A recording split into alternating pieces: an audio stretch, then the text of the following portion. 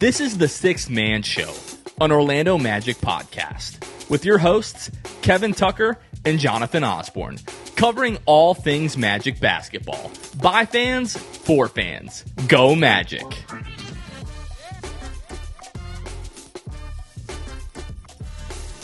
What's going on, Orlando Magic fans? You guys are back with the Sixth Man Show. Today is August 25th, 2025. Jonathan Osborne here, as always, joined by my co-host, Kevin Tucker. Kevin, how we doing? Yo, what's up? Glad to be back. Another episode. This time with our friend Kendra Douglas. Got to have her on the show. You guys look forward to hearing our conversation with her. A lot of fun. But yeah, doing great. How are you? Doing well. Yeah, really appreciate Kendra joining the show. Stay tuned for our conversation in just a little bit here. But Kevin, have you heard the news? The Shaquille O'Neal, Dwight Howard beef has ended, or has it? Yeah, we heard, some rumors swirling about this, several weeks, or maybe it's been a couple months ago when it was announced that Dwight's going to be entered into the Hall of Fame, which is coming up 2 or 3 weeks from now. We heard that, he kind of wanted Shaq to be the one to present him. And now it's official. The Hall of Fame themselves announced, the different people that are going to be presenting the inductees, and Shaq is indeed going to be presenting Dwight Howard, which is kind of wild, kind of crazy, kind of bothers me. But, look, I know Dwight looks up to Shaq as a player and a big man and a personality and all that kind of stuff. So I'm not going to rain on his parade. It's his event. But it does bother me a little bit. How did you feel about it? So Shaq is going to be joined by Patrick Ewing, Robert Parrish, Dennis Rodman, and Dominique Wilkins, which, I love the Patrick Ewing connection, obviously. Right. I absolutely hate the fact that Dwight is letting Shaq seem like he's being the big, brother, and kind of sharing in this honor with him. Yep. Because I don't know if you watched, the way that Shaq announced it, with a sideline interview with Rachel Nichols at the Big Three, but reiterating this garbage line of some guys lead, however they want, I lead with tough love or whatever it is. It's like the bull crap that he spewed out. And I just think it's super lame the way that he's handled that entire relationship and the way that he tries to justify it. And I was on the NBA Reddit a little bit ago reading people's reactions to that. And if you want a good laugh, there's some really good stuff in that. And I share a lot of the sentiment that is found there. But if this is going to make Dwight's night all the more special for him, really happy for him. But yeah, I don't like it either. Yeah, I dare Shaq to make it about him, make it about himself. That would just be par for the course. There's some way, some shape or fashion, I feel like he's going to do it, but whatever. Kind of is what it is. But yeah, look, it's Dwight's night. This is what he wanted. He said it. He made it happen. And so yeah, I hope he enjoys it. I hope it's what he wants. And yeah, we'll obviously be celebrating Dwight for sure when that time comes. I do have a tough time believing that this is going to be the end to the beef. This is the reprieve chapter where there's a ceasefire for a little bit, and then a year or two, whatever, on the big podcast with Shaquille O'Neal, I'm sure at one point there'll be another unwarranted stray thrown Dwight Howard's way, and this will just be kind of the way that it goes on and on. Seems like it's doomed for all eternity to go this way. But again, super happy for Dwight. Looking forward to the Hall of Fame ceremony. It's been a long time.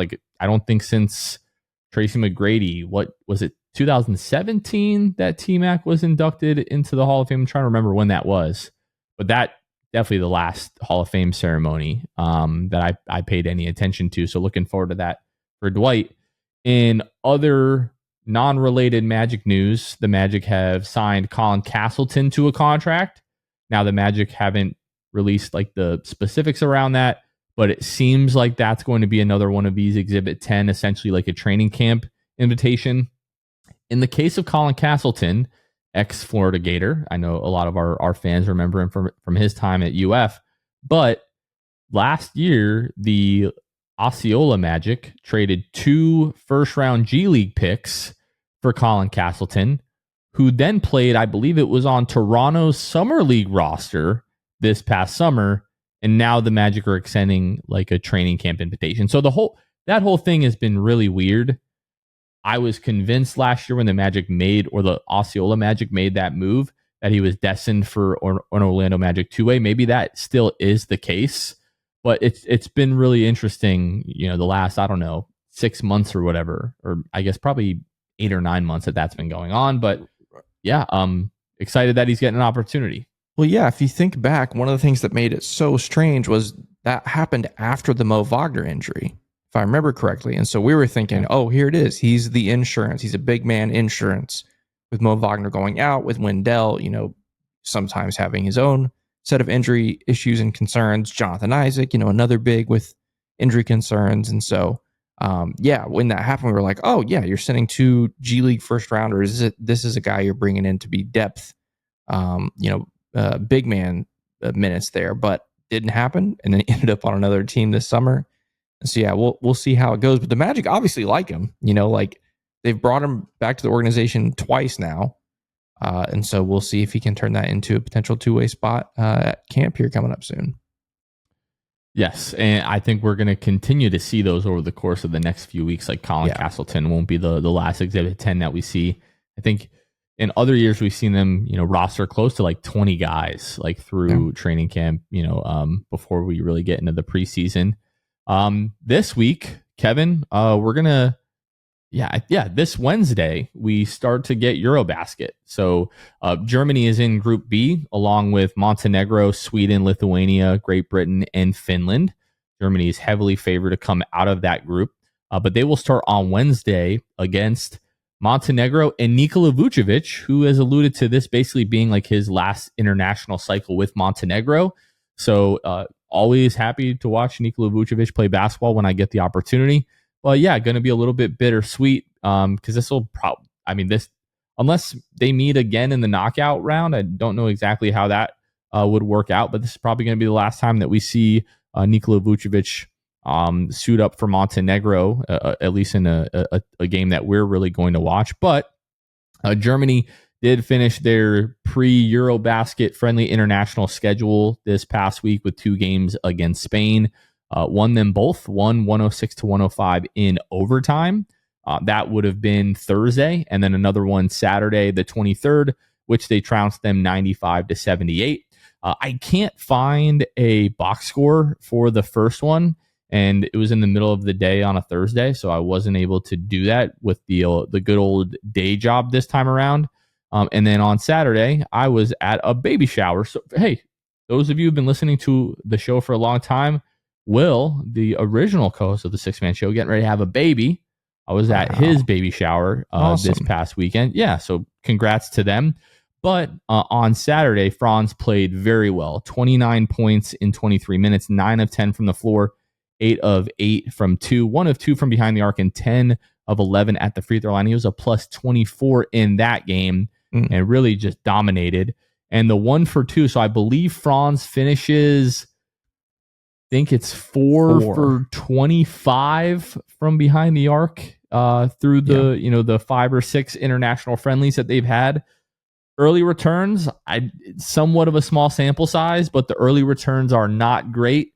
Hoping that he just shoots the cover off the ball in Eurobasket. In 2.5 weeks from now, if Germany wins the whole thing and Franz goes crazy from deep, we'll be feeling really good about his perimeter shooting heading into the regular season. But so far, doesn't look great. The hitch does seem to be gone from the form, but at the end of the day, it doesn't really matter what it looks like if they're still not going in, Kevin. Yeah, absolutely. Look, I'm just going to say, the last warm-up game, he shot 50% from 3. That's what I'm going to tell myself. And so, look, that's a statistical fact, and you can't take that away from me. But yes, on the whole, it is concerning. From a team standpoint, I can't remember if they played 5 or 6 games, but they only lost 1. So they went 5-1. I think they played 6 games. But regardless, 1 loss was to that Serbia team. Obviously, Serbia quite good. Another one of the favorites in this Eurobasket. So on the whole, though, Germany looking very good going into the competition. Expect them to go all the way to the final at least, and maybe even win the whole thing. So that's very exciting. But yeah, Magic fans should be keeping an eye on obviously Franz. The good thing is pretty watchable tip-off times. Like, for example, this game on Wednesday against Montenegro's 9:30 a.m. Eastern. And so I don't remember if we've seen like if Eurobasket has any kind of TV deal in the United States or if we have to watch it through other means. But regardless, get to keep an eye on Franz and Tristan with their trip with Eurobasket for Germany this year. If I remember correctly, the last Eurobasket and the World Cup especially, I believe were on ESPN Plus. If I'm remembering correctly. But which ESPN Plus doesn't exist anymore as of last week. So that is a new development, with their whole new like isn't it the same thing though? It's just it is, yes, but they it's officially not ESPN Plus anymore. You just got to pay $30 probably to watch it. I don't know. We'll look into it. We'll see if we can come up with something. All the streaming stuff, I'm so tired of it and kind of over it. But in other news, well, not other news, another way to watch this is to stream on Courtside 1891, which I forget exactly what I'm trying to pull this up, log in and see where their pricing is. Yeah, so basically you can pay a $19.99 pass to watch all of Eurobasket from August 27th to September 14th. So that's only going to be for the FIBA Eurobasket games. They have other stuff if you want to watch FIBA AmeriCup or FIBA AfroBasket, but just specifically for Eurobasket, if you go to courtside1891.basketball/choose-a-package, you'll find their $19.99 pass so that you can watch Eurobasket that way. I think that might be what I did last time. I don't really remember, but sweet. But yeah, so Wednesday tip off against Montenegro, 9:30 Eastern. And then on Friday, that one's going to be at 6:30 Eastern. That one's going to be a little bit early, Germany versus Sweden. And they have a back-to-back Friday. Saturday, they play Lithuania. That's also going to be at 6:30. And then they play Monday and Wednesday, they play Great Britain and they play Finland next week. So I believe in the group stage here, the top 4 teams from each group qualifies and moves on to the single elimination knockout round. So really, it's Montenegro is a little bit of a threat, but really Montenegro, Lithuania, Germany should roll through this group, right? Like they should go 4-1, if not 5-0. And they did go 5-1 in the friendlies. And 5-1, the Spain and Serbia and Slovenia teams are every bit as good as any of the teams that they're going to play here in the group stage. So Germany, last I looked, was like one of the heavy favorites, right up there with like Slovenia and Serbia. So looking forward to watching Eurobasket and international games that actually count, and to see how Mumbrú is going to really handle this roster and all the rotations and see what that's going to look like. We interrupt this episode to bring you a word from our friends over at Jam Hot Chicken. Proudly serving the city beautiful, Jam Hot Chicken is bringing jams, culture, and hot chicken to the heart of Winter Park. Jam Hot Chicken is a Nashville and LA inspired hot chicken shack, locally owned and operated in Winter Park, Florida. Located over at 400 West New England Avenue, Suite 13 in Hannibal Square. Be sure to follow them at Jam Hot Chicken on all social media. Check out jamhotchickenfl.com to access the menu, online ordering, and all things Jam Hot. Now also available on Uber Eats, so you want to get it delivered to your house. Don't want to leave the house, download the Uber Eats app as long as you're local to Winter Park and get that delivered straight to your door. Not only do we love Jam Hot Chicken because the food is fantastic, but also because they are diehard Orlando Magic fans. So if you're in the area, stop by, let them know that your boys over at the Six Man Show sent you. We also want to take some time to shout out some of our patrons. These are the people that financially support what we do here at the Six Man Show. And today we're going to shout out R Improv 221, Half Rican, Escoso Fresco, Emma, and DC Magic. Those are 5 of our Hall of Fame and elite tier patrons. They went to patreon.com/the Six Man Show and picked the tier that was right for them. We also shout out any brand new patrons that we have on each and every episode. And today we get to shout out Evan Joseph and Anthony Velez. Thank you guys so much for joining our Patreon. Glad to have you as part of the crew. What is Patreon? Again, it's an opportunity for you to financially support the work that we're doing here at the Six Man Show, but you also get benefits that come with it. Things like access to our Discord that has a ton of Magic fans in there talking Magic basketball all the time. Access to ad-free episodes. If you don't like listening to ads on YouTube or podcasts or whatever, ad-free episodes on Patreon is a great way to do it. It also gives you early access to some of the things that we do here. For example, coming up sometime here in the season, we're going to try to do another Court of Dreams experience. And so many of you are like, man, I want to get in there, but it's sold out. Well, our patrons get first dibs at things like that. So if you want to get access to that, that's another great place to do it. Again, patreon.com/the6man show. Find the tier that's right for you. And we look forward to having you join our amazing Patreon community. And now let's get back to the episode. Okay. Well, without further ado, let's go ahead and get to our conversation with our friend Kendra Douglas from FanDuel Sports Florida. And now, Magic fans, we are joined by a very special guest and friend of the program, returning for her third season, Orlando Magic sideline reporter and North Carolina alum, Kendra Douglas. Our friend, how are you? Welcome back. Hi. When you say that, it's wild to think like, yeah, we're going into year 3 and I'm so excited, but it's so good to be back. How are you guys doing? Doing great and very excited about the season. Looking forward to obviously talking with you a little more about the season. But we mentioned North Carolina. Yeah. College football unofficially tipped off this past week, but really tips off this coming weekend. Mm-hmm. And your Tar Heels are one of the talks of the town with some, small head coach. Maybe you haven't heard of him, Bill Belichick, coming to town.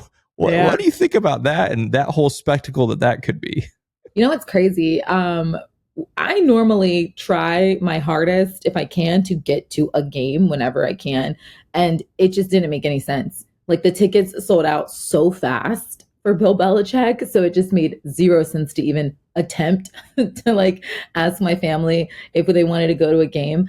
I'm so excited because I think that it's just kind of like the Deion Sanders effect in a way. Like this guy, this larger of life person is coming in and all eyes are going to be up on this, team. And, now they're also doing the documentary. He just released saying like, yes, they're going to film their program and what they're doing this year. So I'm excited. I think that what Bill Belichick is going to do is make those guys realize that there's more to life than just football, and that if you want football to be your end all be all, this is how you're going to have to train. And I think he's he's literally built Tom Brady. So like, why not learn from someone who has been a part of such a history making program? And I don't know if these kids are going to make history. I'm going to like blow smoke and say they are. But I'm super pumped for what it's going to do for the program, what it's going to do for the mindset of kids, and just great day to be a Tar Heel. Yeah. Now, I'm not an alum or anything, but I've been a Tar Heel fan my entire life. And seeing Mac Brown, come back and kind of take the football program, to another level, but that had kind of taken its course and went as far as it was going to. So I'm hoping that, Belichick can come in and take it to like the next level, like not expecting to be in like the playoff or anything like that, the first year, but hopefully, eventually that would be great. But as we've talked, year 3, Kendra Douglas, have you got used to the travel yet? So Kevin, myself, we just did like a quick 24-hour trip to DC this week. Yeah. And I'm still trying to recover from that. I don't know how you all do it for 6 straight months. Is that something that you've adjusted to yet? No, I don't think you ever get used to the travel. You just adapt to it. Like you don't get used to it. You just kind of say like, okay, like it's just like the next thing. You don't complain. If you think about it too much, you're gonna drive yourself crazy. I think the things that honestly get the best of you are the back-to-backs. Like that's what gets the best of you. It's not as bad. Yeah, you want to be in your own bed and you want to travel, home, but it's the back-to-backs that really just can just, get you a little bit. Like you're in Orlando literally after a game, think you're going home. No, you're going on a plane. You don't get to somewhere else until maybe like 3 a.m. And then you have to like go to sleep, wake up, and then the guys are playing. And so that I think is probably the hardest. But no, I don't think you'll ever get used to the traveling of the NBA.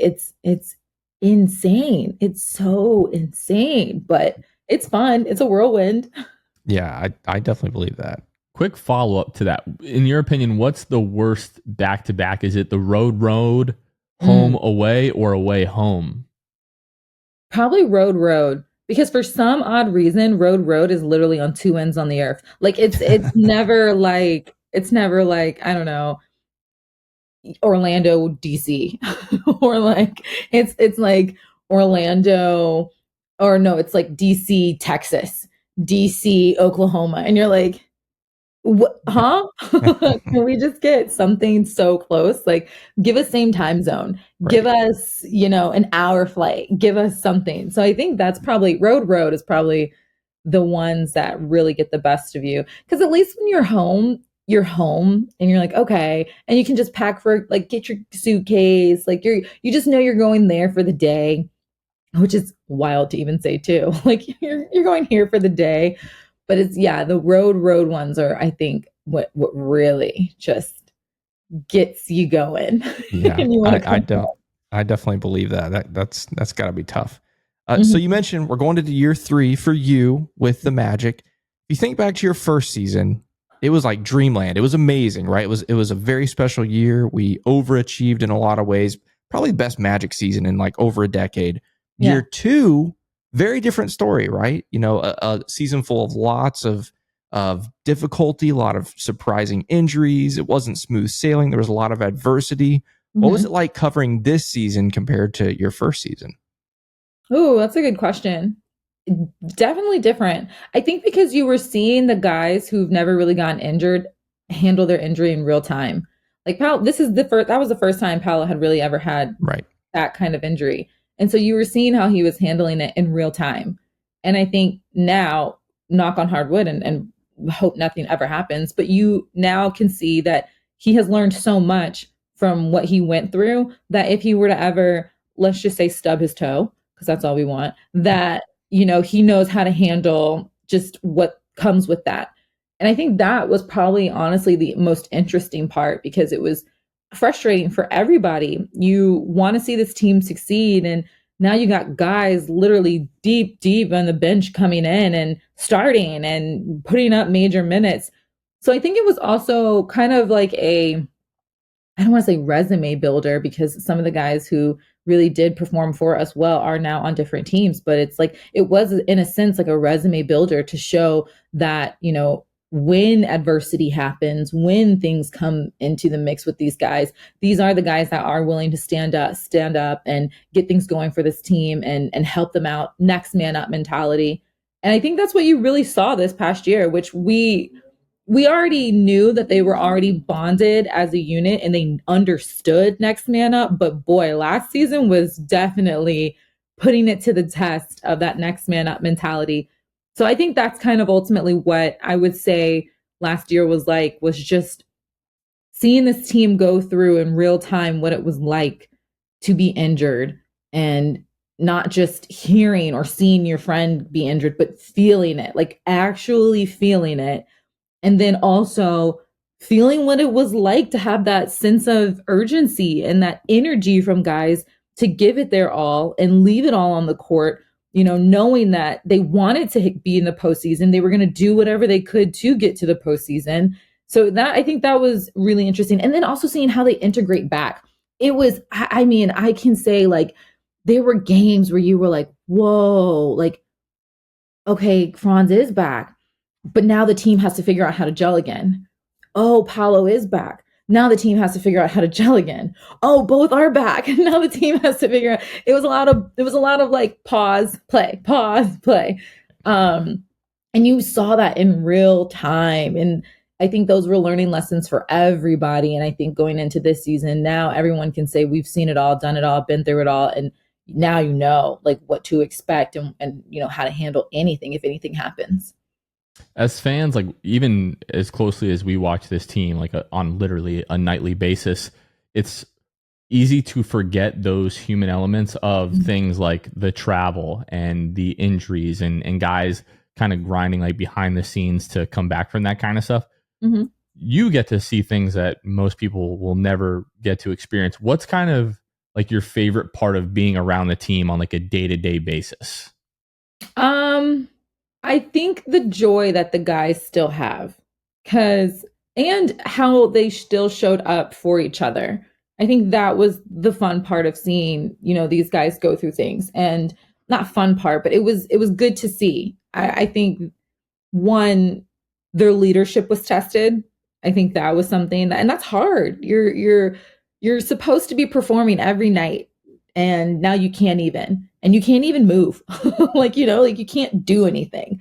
So how are you doing that? So I think seeing this team come together in ways where you guys weren't able to see it was really nice. Just supporting each other, showing up in leadership ways that didn't necessarily mean that they were on the court, but just like off the court, what they were saying during practice, what they were doing, and how they were helping the guys. I mean, at one point you saw Mo become a coach, like, and that's what you guys did see. But I think ultimately for him, it was something where it was like he wanted to be with this team. He is the spark. You could feel it. Like you could feel when he just wasn't a part of this team anymore. And when he had to go into surgery, you could honestly feel that kind of hole where you just knew that, you're missing something. So I think that was really helpful to come back, be there with the guys, show them like, I'm still here. I still want to bring that other side of the energy that from the bench. I think those are the things that we get to see behind the scenes that not everyone gets to see. And it really does.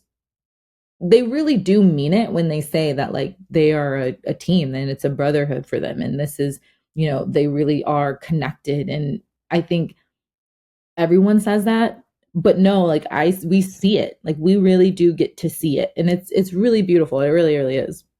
That's one of my favorite. You mentioned Mo, being like a coach. That was one of my favorite little tidbits from the season. When Mo got injured and went to the bench, he didn't choose to just wear street clothes. He matched with the coaches every game, which I thought was really funny. Kind of cool to see that. A small little side question for you, Kendra. Okay. This year, new TV deal for the NBA. Have you heard at all how, if at all, this might impact the local broadcasts? Like I know the Magic have a few games on NBC. Like, will you guys do fewer games, or have you heard anything about that yet? I have, and I don't know if I'm allowed to say. Okay, well then don't say it. Then don't get you in trouble. You're not going to get me in trouble. Yeah, but I do know what's going to happen this year, and that's all I'll say. I do know they have publicly said that there won't be local broadcasts in the playoffs. So I know that part, and that part stinks. But I wasn't. Yeah. Last year was our last year doing it. It was bittersweet when I walked out of Boston. I was like, "This is it. Like this is it." So pretty I know lame.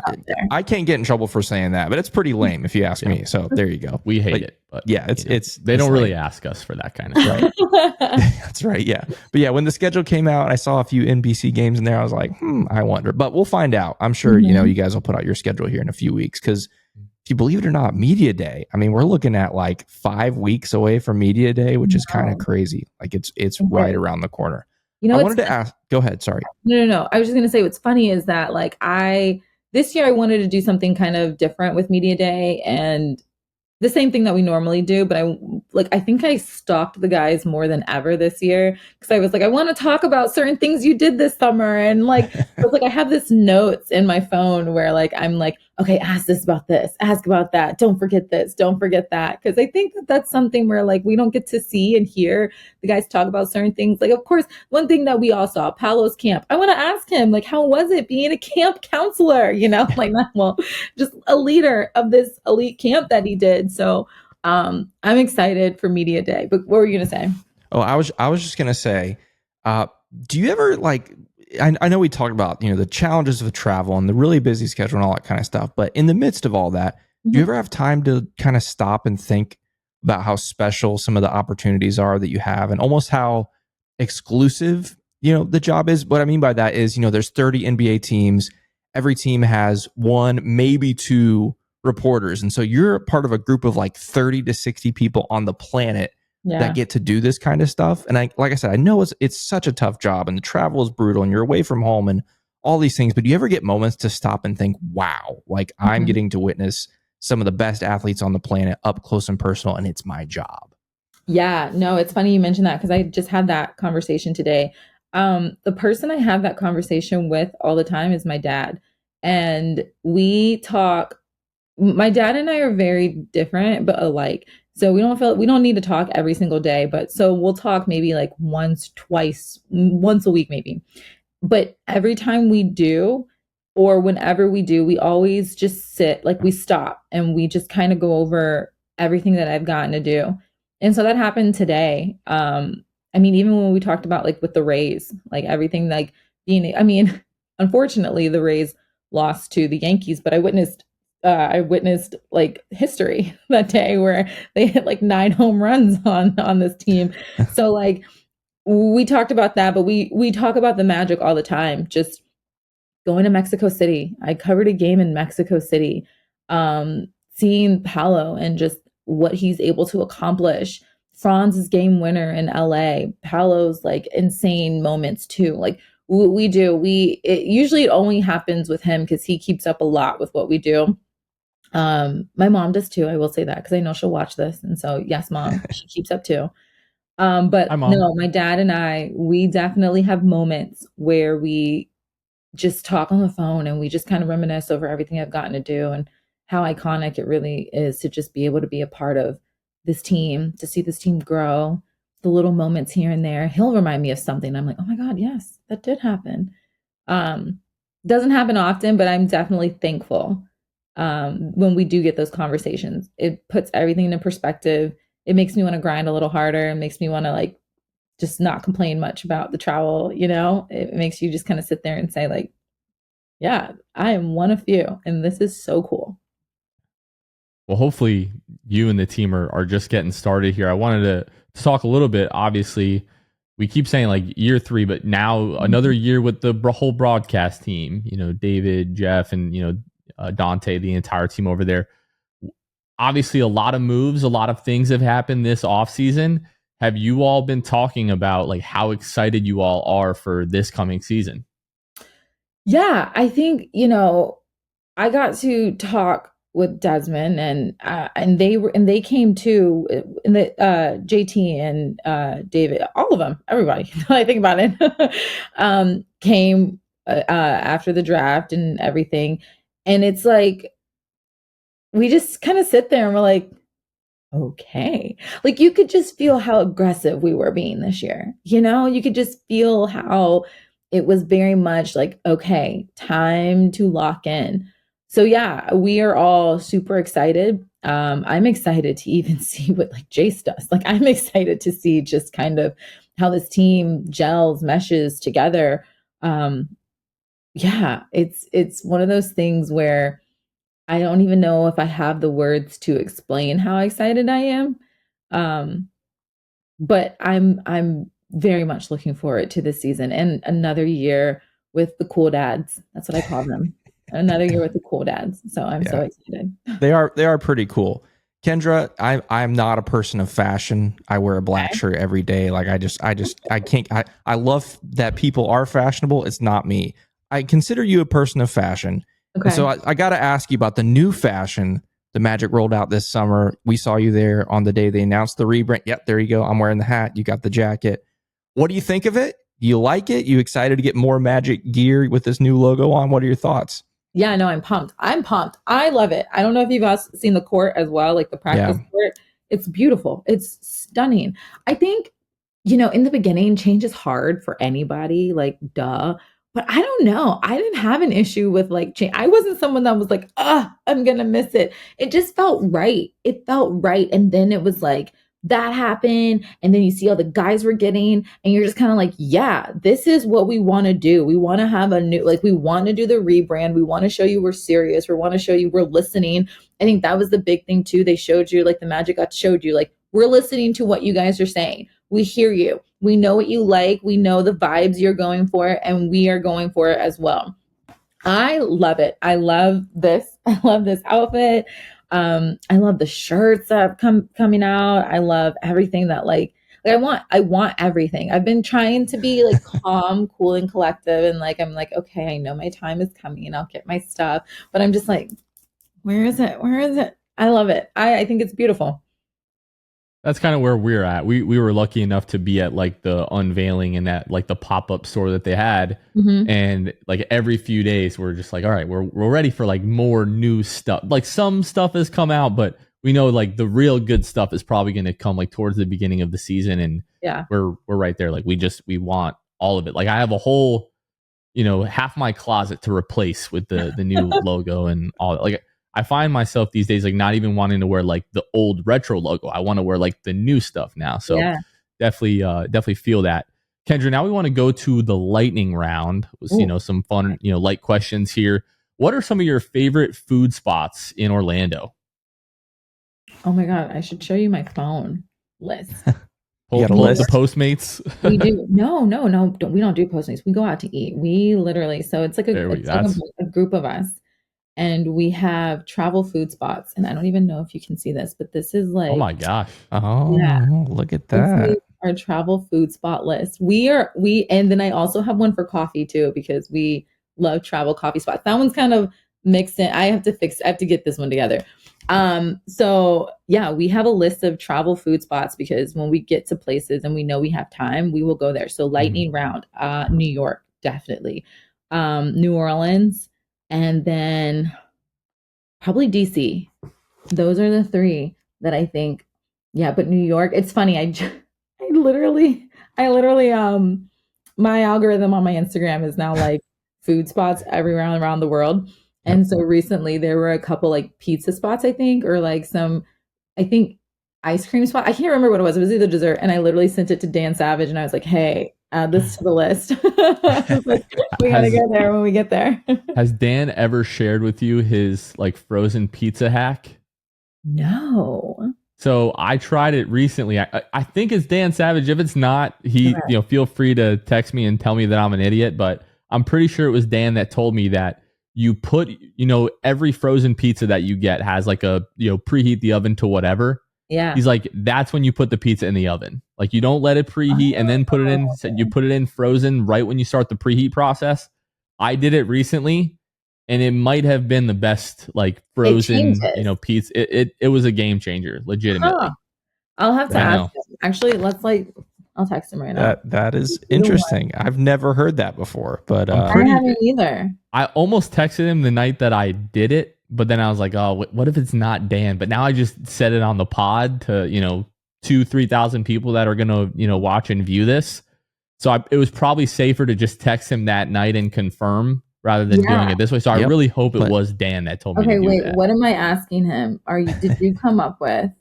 Like you put the pizza in the oven, right? Like during the oven preheating, and then you let it cook through. You just call it the frozen pizza hack. I don't know. Yeah, there you go. You come up with the frozen pizza trick. Wow. So this lightning round is off to a very slow lightning start with that. I know. I'm sorry. I got very you. Distant no, not lightning. you. Not you. It's okay. But okay, we talked about food. What about local, like Orlando, Central Florida? You got any spots that are your favorites there? Lamp and Shade. I love like a go-to spot where I'm eating. Oh, Pizza Bruno. I've heard Pizza Bruno. And I'm trying to think of like another comfort spot. There's a seafood spot going out towards the airport. My dad and I go there and we get crab legs there all the time. It's so good. We used to have another hole in the wall spot. I can't think of the name. Can't remember the name, but I know how to get there. Yeah. And when he comes into town, he's like, "Do you want to get seafood?" I'm like, "Yeah." So it's like this. The reason why he loves it is because it reminds him of like the seafood spots in Myrtle Beach, and like we used to go there all the time. And so it gives you that kind of like touristy vibe, but it's not. It's very much it's at home, but it's out near the airport, and like we go there all the time. That is probably like my top 3 spots that I'm always eating. All right, next one. What is the last show that you binged or are currently binging? Wednesday Addams.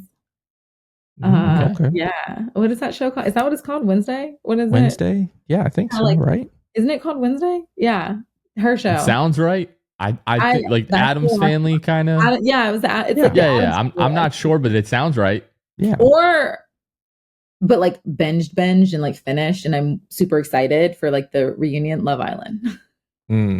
That's a popular one these days. I was about to say that's the answer for a lot of people these days. Yeah. That's the last one that like I really, really binged. Yeah. You talked a little bit about road food. Do you just have a favorite road city? Like the schedule comes out, you circle that one, you're like, I can't wait to go back there. Chicago. Like look at that one. Yeah, we love Chicago. The vibes. When we go there, it's like cold, but not that cold. Food's good, energy's good. They're underrated that I totally forgot until we went back there was Minnesota. It is really like, me too. Okay. Yeah, like I forgot. And then when we maybe not in like February, but Yeah, no. No. But it's Yeah. so beautiful where we stay.